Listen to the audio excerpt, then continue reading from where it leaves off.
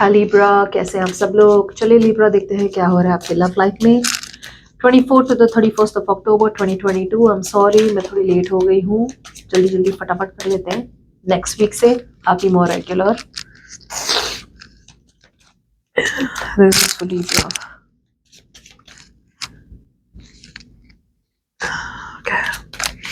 इस पर्सन की एनर्जीज आपकी तरफ है।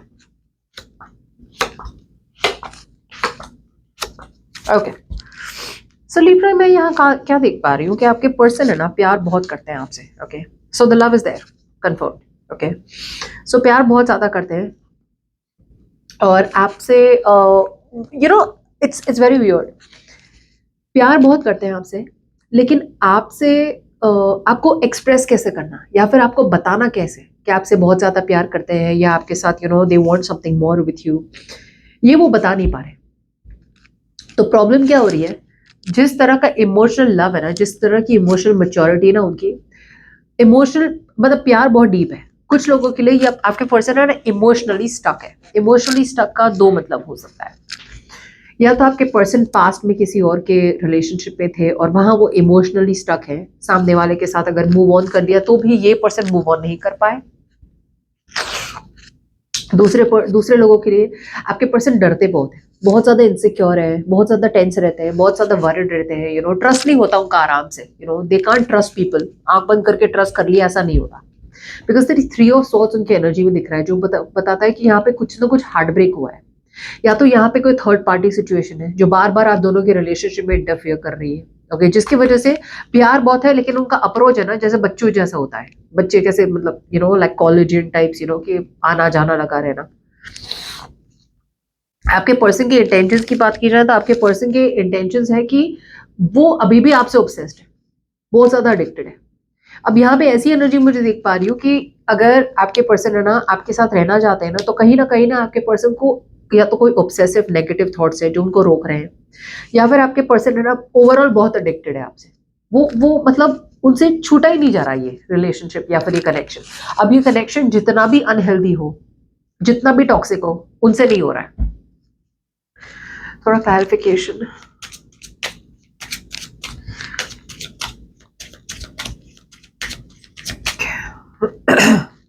सी प्यार तो है ही है, साथ में with the king of wands attraction बहुत है, केमिस्ट्री बहुत है, पैशन बहुत है यहाँ पे। या सी ये पर्सन है ना बहुत ज्यादा अपने इल्यूजन में रहते हैं। अगर मुझे लीब्रा ने धोखा दे दिया तो, अगर ऐसा हो गया तो, सो आपको ट्रस्ट नहीं करते ये person. They don't trust you. Either ये ट्रस्ट जैसे मैंने कहा था नहीं करते बिकॉज पास्ट में कुछ हुआ होगा, या फिर यहाँ पे नेगेटिविटी बहुत ज्यादा है। नेगेटिव ही सोचते हैं, पहले सोचते हैं तो नेगेटिव ही सोचते हैं। अब कुछ लोगों के लिए मैं ये बताना चाहूंगी कि अगर यहाँ पे एक ब्रेकअप सेपरेशन हुआ है which has nothing to do with you, मतलब पहले पास्ट में हुआ राइट, तो वो ब्रेकअप जो भी हुआ था ना उनका पास्ट में किसी और के साथ चीटिंग की किसी ने, या फिर इनको धोखा दे दिया, तो उन्होंने ना ये बात है ना किसी से बता के रिलीज नहीं की, तो वो बात है ना उनके अंदर घर कर गई है कि मतलब धोखे बहुत होते हैं, ये होते हैं, मैंने इतना प्यार किया लेकिन सामने वाले ने मुझे धोखा दे दिया।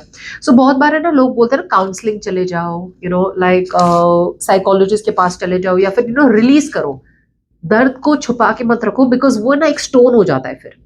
फिर जितने भी अच्छे रिलेशनशिप्स आते हैं ना हमारे लाइफ में, तो हम आगे बढ़ ही नहीं पाते बिकॉज हमें पास्ट का ही याद आता है हमेशा।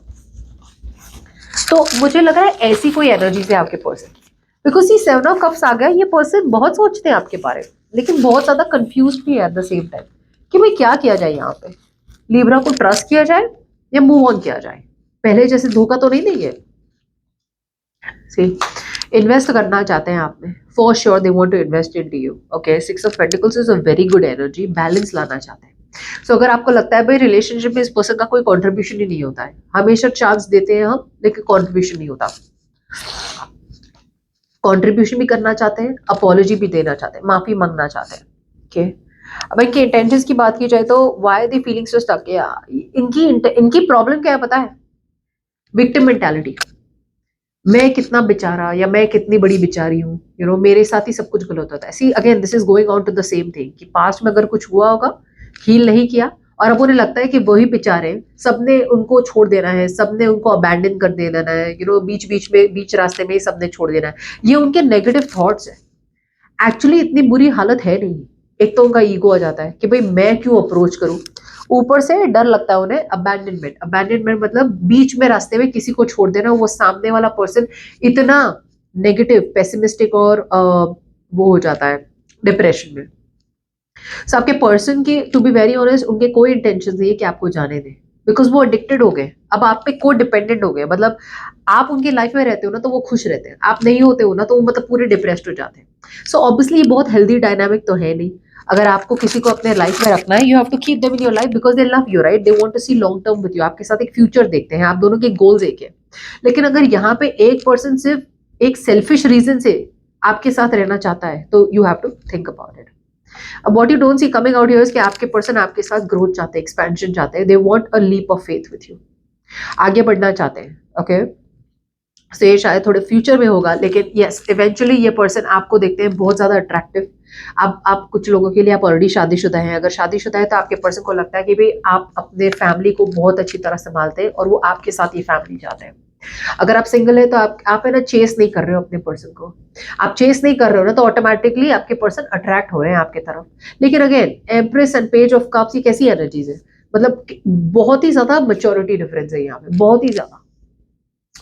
You are ready to get married, some of you ना, आप ऑलरेडी शादी के लिए तैयार है, इनसे या किसी और से। You are at that age जहां पे आपकी शादी के लिए तैयार है।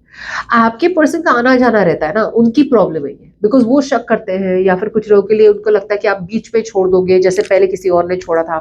तो ये तो उनकी मेंटालिटी की प्रॉब्लम है, आपकी प्रॉब्लम नहीं है।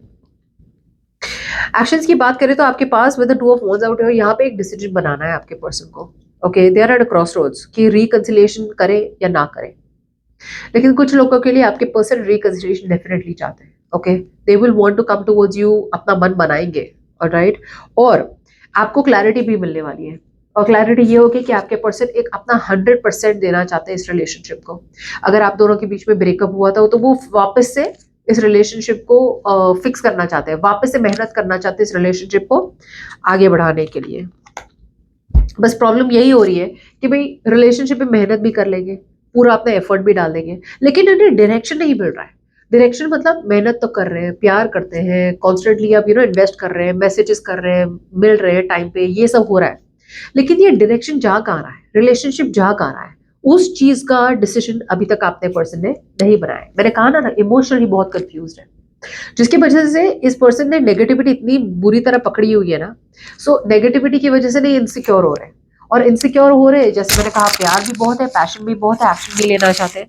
लेकिन अगेन यहाँ पे इट्स पॉजिंग, स्टैग्नेंट हो रही है रिलेशनशिप। शुरू होती है स्टैग्नेंट होती है, शुरू होती है स्टैग्नेंट होती है। मुझे लगता है कि जब भी आपको लगता है सब कुछ ठीक होना है, तभी एकदम से स्टैग्नेंट हो जाती है। और जब आपको लगता है सब कुछ खत्म हो गया ना, तभी एकदम से वापस पिकअप होने लगती है। सो आपको समझ में ही नहीं आ रहा है ये पर्सन मतलब चाहिए क्या, मिक्स सिग्नल्स देते रहते हैं। और ये मिक्स सिग्नल्स देके आपको भी पागल कर रहे हैं, आपको भी कंफ्यूजन हो रहा है, आपको लग रहा है मतलब यार क्या मेरे में प्रॉब्लम है, मतलब क्या मैं कुछ गलत कर रहा हूँ या मैं कुछ गलत कर रही हूँ। आप कुछ गलत नहीं कर रहे हो, प्रॉब्लम इनकी है, दे वेरी इनसिक्योर। सो एक तो आपको बता भी नहीं पा रहे ये कि मतलब इन्हें करना क्या है। ऊपर से अगर करना भी है, मेहनत भी करनी है, लेकिन एक तरफ से मतलब उन्हें पता नहीं है कि भाई ये कमिटमेंट तक बात पहुंचेगी या नहीं। सो डर बहुत रहे इन्हें। इन्हें चाहिए कि ये हैंगमैन पोजीशन से, जो स्टक स्टैग्नेंट पोजीशन है यहाँ पे, वो पोजीशन से निकल के एक नया डायरेक्शन ले आपकी तरफ, फियरलेस, जहां पे सब कुछ ठीक हो जाएगा। They can make it happen with you. But ये उनकी चुप्पी मेंटेन मतलब खत्म नहीं हो रही। I feel that they want to take some more time.